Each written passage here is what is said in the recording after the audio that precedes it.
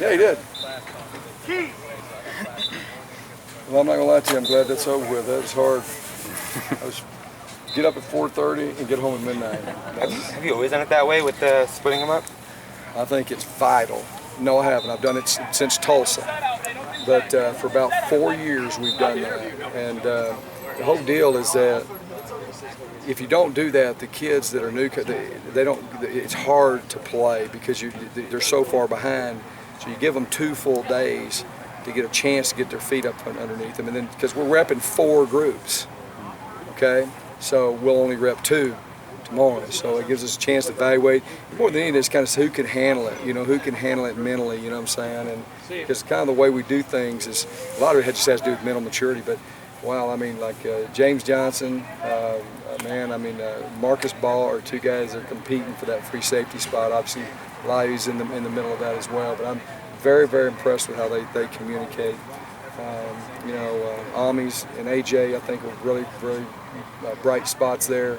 I think the pace and stuff Antonio has struggled with, but then I went and watched the film last night and you're going like, well, that guy can run, man. And so he's got a lot of potential. It's just whether you can handle that. It's just, they got to be able to, and you got to have a plan to transition them.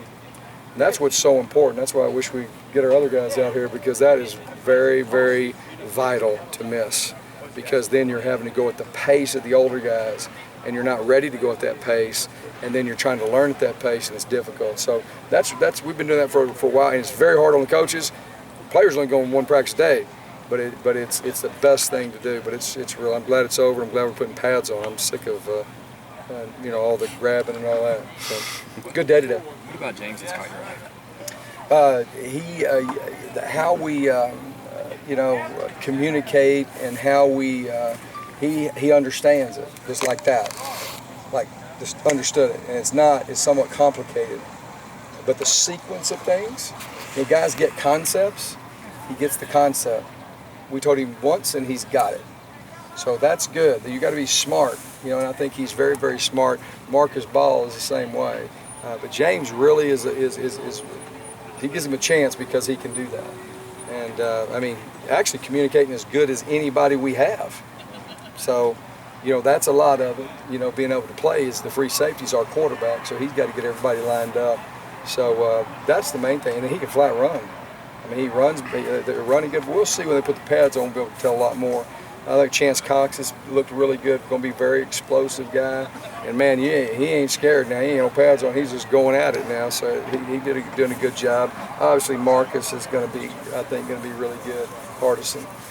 So I've been pleased with them. I was trying to think, and then on the offense, the receiver. Wow, E.J. Jefferson looked unbelievable tonight. Cameron Smith ran a 7-cut. I actually walked over and said, "Coach, did you see that 7? I've not seen a 7-cut like that since I've been here." Well, that was very, very exciting to see. 7 cuts a corner out. So, very, very impressed with that group of kids, and obviously hoping to get Jalen and Joe and those guys out here soon. And you're just looking at, from all those guys, you talk about the JC guys and the freshmen. Have you ever had a time in your career when you expected so many incoming players to be able to contribute? Yeah, last year. Yeah, like I say, one of the things that you have to have is a plan and understand how this all operates. And one of the things that's probably one of the most under-evaluated thing in recruiting is the junior college players, especially like you got Solomon Means got 3 years, Antonio Longino has 3 years, Jalen Strong has 3 years, and here the guy, when guys are a little bit more mature and they really come and they're 20 years old instead of 18, and they come here and they go like, wow. And then obviously guys are looking for systems too to play in. We play 1 year. We've done a lot offensively and defensively to attract receivers and D linemen, right? We've had a lot of accolades and things like that as a group, DBs and stuff like that. So, we're pressure oriented and things like that. So, I think our footprint will always, if we won 3 Pac-12 championships in a row, we would still recruit the best junior college players in the country, because I think that is always will be a great part of our footprint, and I like those guys. I like that they have had a tougher road, and the ones that we've got when they got 3 years of eligibility, it helps. We don't like them here 1 year and gone the other, but that number's more around us. 4 to 6 is what you'd ideally like to have, but depending on if I can sign 4 Marion Graces, I'm gonna sign them. So the key is you have to know how to transition those guys, if that makes sense. You got to know how to get them where they can get ready, and you got to have great teachers to do that. So I think we're pretty good at that, and that's something we pride ourselves in. Did you ask Darby to come out here and help, or did No. you just do that on his own? No, Darby will be a great coach one of these days. He's just a phenomenal young person. I mean, just loves this place, and you know, just his leadership and the walk that he's had since we've been here has been impressive. Right? Because, you know, I mean, that's hard, because I think he's transformed himself.